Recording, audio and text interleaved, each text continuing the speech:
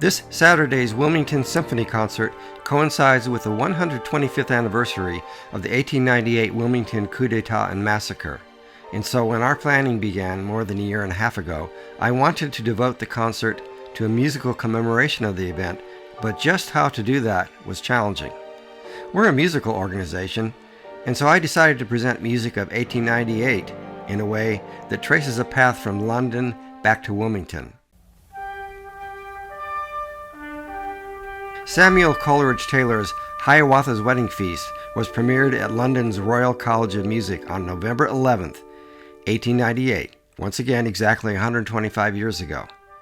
Coleridge Taylor's father was from Sierra Leone, but it was his encounter with the Fisk University Jubilee Singers that stimulated a lifelong interest in African American music.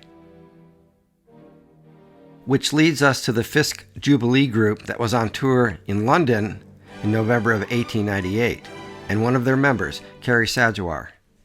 She was the fiancée of Alexander Manley, whose newspaper, The Daily Record, was the flashpoint for the explosion of white supremacist violence that had been brewing for decades in North Carolina. Carrie saw pictures in a London newspaper of the burned-out Daily Record building and was unable to sing, worrying about the fate of her fiancé. We wanted to recreate the sound of the Fisk Jubilee singers of the late 1800s, but there are no recordings from that period. I was able to find a 1909 phonograph recording of 4 male singers from the group, and so I made an educated guess about how it would have been sung by the full mixed choir of the Jubilee singers.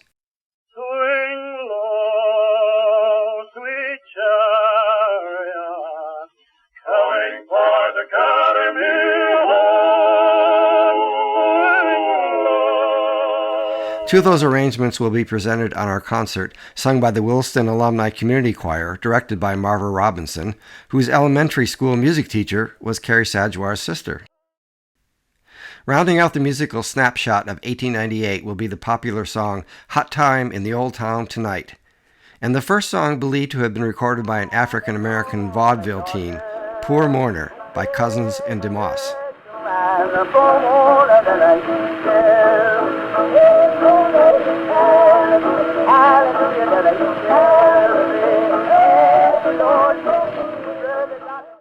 The culmination of the first half of the concert will be the premiere of a work commissioned by the Wilmington Symphony for this occasion.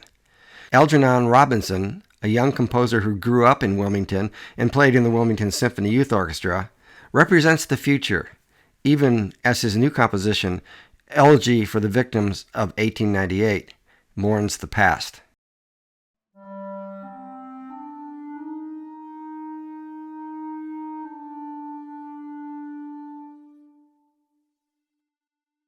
Also representing the future is our guest soloist for the second half of the concert.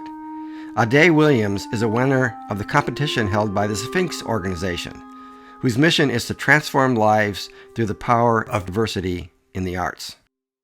She'll be performing Tchaikovsky's beloved Violin Concerto, a work chock full of some of the Russian composer's best tunes, and rhythmically exciting right to the end.